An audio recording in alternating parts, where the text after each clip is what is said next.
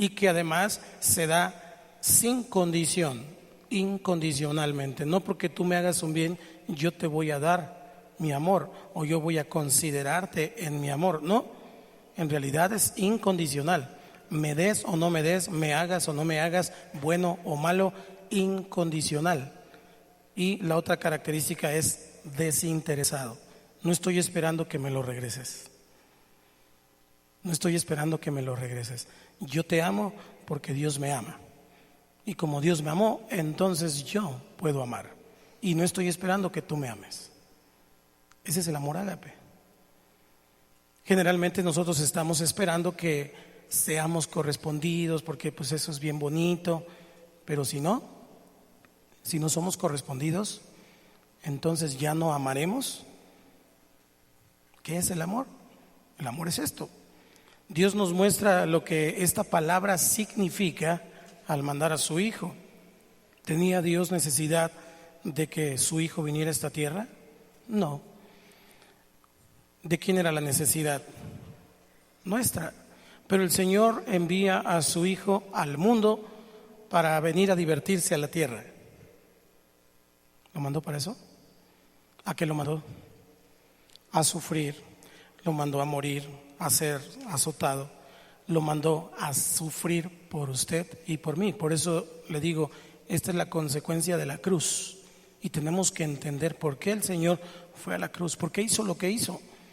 Y entonces Él es enviado y usted y yo somos totalmente indignos de que Él haya hecho lo que hizo ahí en la cruz por alguien como yo, por alguien como cada uno de nosotros. El santo, el perfecto, el que no debía nada, el que fue sin pecado y el que es santo, santo, santo por la eternidad, vino, se entregó a sí mismo por usted y por mí. Porque de tal manera amó. De tal manera, diga conmigo, de tal manera. Esta expresión, de tal manera, nos lleva a un entendimiento de que, o sea, no lo puedo comprender. De tal manera. ¿En serio, Señor? De tal manera. Alguien tan alto, tan sublime, tan poderoso, tan majestuoso por alguien como yo. De tal manera amó Dios al mundo. ¿Qué sigue? Para que todo aquel que en Él cree, eso es amor. Eso es amor. Nosotros tenemos que encontrar en la palabra del Señor definiciones como esto que estoy enseñando esta mañana. Es puramente doctrinal. Yo quiero que usted y yo veamos varias citas bíblicas para reforzar nuestra fe. Porque, como dijo el apóstol, ¿de qué sirve que hable en lenguas? ¿De qué sirve que profetice? ¿De qué sirve que yo sea muy habilidoso para hacer muchas cosas para Él? Pero no tengo amor. Vaya conmigo, por favor. Vamos viendo primera carta de Juan, capítulo 3, versículo 16.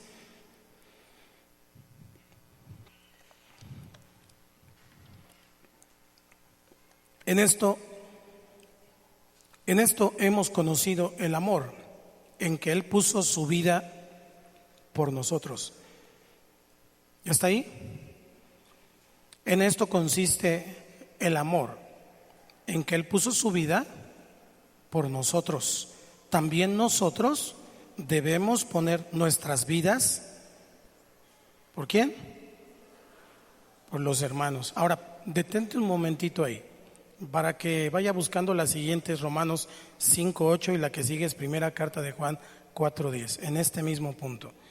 Deténgase un momentito ahí. Dice que hemos conocido el amor en que Él puso su vida por nosotros. ¿Cuántos saben que Cristo murió en la cruz? Como consecuencia, lo que Dios está esperando es que nosotros pongamos la nuestra, no por nosotros, no por Él, porque Él no necesita nuestro sacrificio. El sacrificio de Cristo es perfecto. Nosotros necesitamos sacrificarnos por otros. para que otros vengan al conocimiento de Dios y conozcan que Dios no solo les ama, sino que Dios es el mismo amor. Él es amor. Entonces, esto me lleva a la siguiente cita en Romanos 5:8.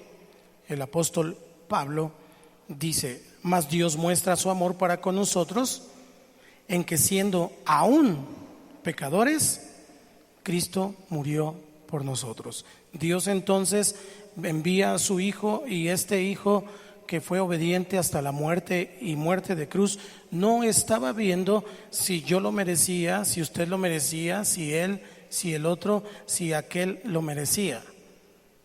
Él solamente cumplió con el mandamiento de amar. Y entonces, de manera sacrificial, de manera incondicional, Él vino y fue a la cruz a morir por usted y por mí. Porque nosotros todavía éramos y seguimos siendo pecadores. Pero aún así, Dios mostró su amor porque Cristo murió por nosotros. ¿Cuánto les da gusto eso? A mí me da gusto que por eso haya sido salvo, pero me da tristeza que alguien como él haya tenido que pagar por alguien como yo. Primera carta de Juan, capítulo 4, versículo 10. Dice la palabra: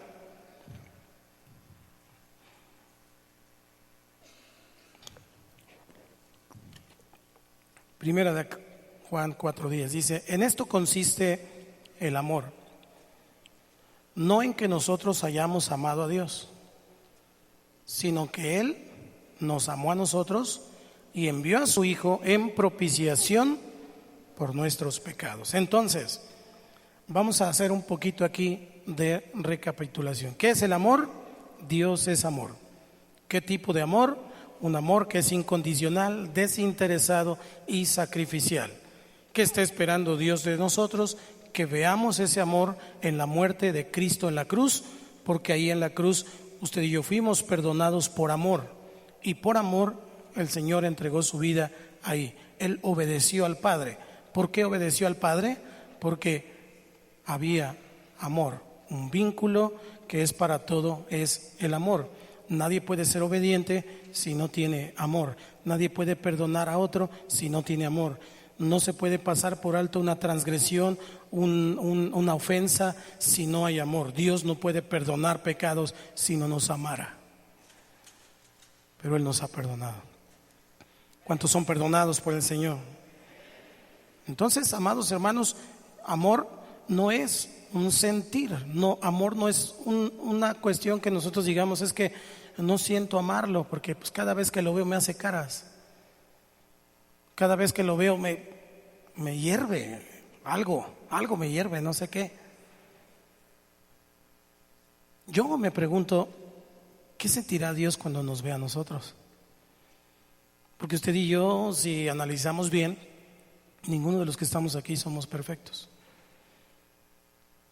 De hecho, tenemos que tomar como base que fuimos llamados por nuestras múltiples imperfecciones, lo vil y lo menospreciado. Así que no se me tiene que olvidar quién era, de dónde Dios me sacó, y entonces tengo que seguir caminando entendiendo que Dios me ha perdonado. Y en ese sentido, poder recibir el amor de Dios para poder definir en mi corazón que soy salvo. Voy a leer algunas citas bíblicas más adelante, pero quiero que quede muy claro esto, que el amor es Dios. Dios con nosotros nos hace que podamos tener amor hacia los demás. No es una situación de sentimiento, no es una situación de sentir, porque a veces en las relaciones humanas es muy complicado sentir amor siempre. ¿O no? Señoras, fueron las primeras que se rieron ahorita. Es difícil, a veces es complicado, las relaciones humanas son muy difíciles. A veces los hijos se molestan con los padres con los hijos, con los vecinos, con la familia, en fin. ¿Por qué es tan complicada las relaciones humanas? Porque los seres humanos somos muy complicados. Y el único que nos puede entender es Dios. Pero su manera de entendernos, su manera de abrazarnos, su manera de guiarnos es amándonos. Porque de tal manera amó. Dile al que está a tu lado, Cristo te ama.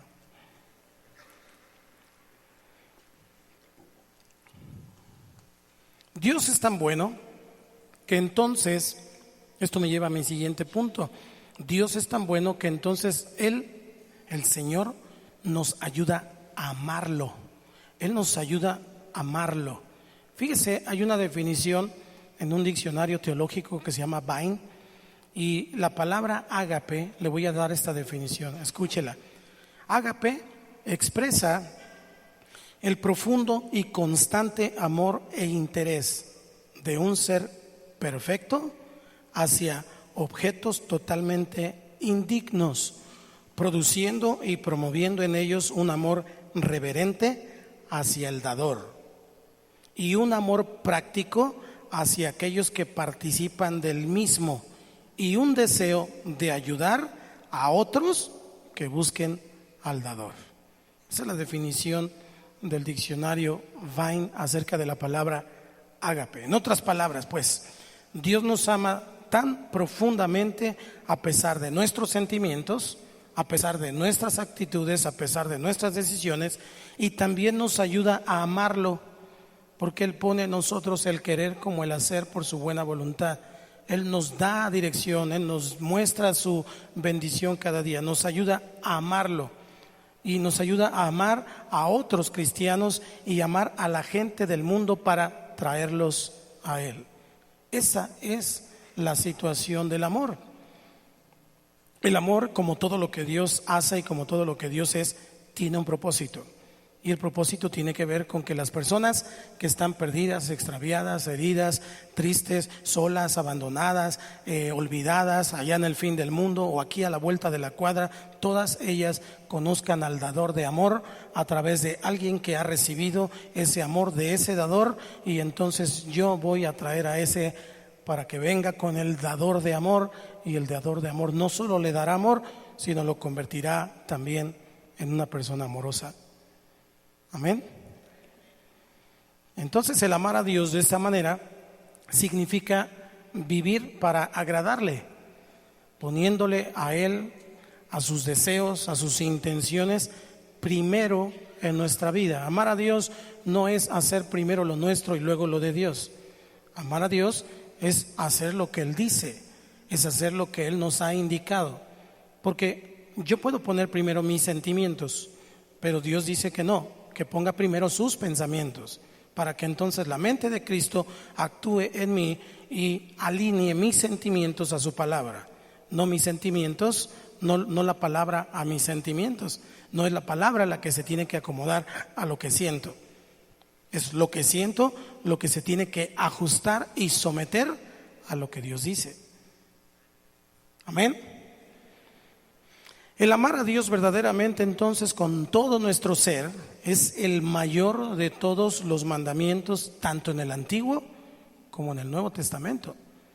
Y no podemos olvidar esto, porque si nosotros volvemos a lo que el apóstol Pablo decía, ¿de qué me sirve ser todo lo que soy? ¿Y de qué me sirve tener todo lo que tengo? Porque si no tengo amor, ¿para qué? Lo que el apóstol Pablo estaba escribiendo a los corintios para poder enderezar esa iglesia que había caído en situaciones personales, en situaciones de querer su propio bien, su propio beneficio, su propia bendición en lugar de pensar en los demás, fue esto que estaba escrito en Deuteronomio 6 del 4 al 7 y que el Señor Jesucristo lo repite en Mateo 22, ahí en el versículo 36 hasta el 40, dice: Maestro, ¿cuál es el gran mandamiento en la ley? Jesús le dijo: amarás al Señor tu Dios con todo tu corazón y con toda tu alma y con toda tu mente. Este es el primero y grande mandamiento. Y el segundo es semejante. Diga conmigo: semejante. amarás a tu prójimo como a ti mismo.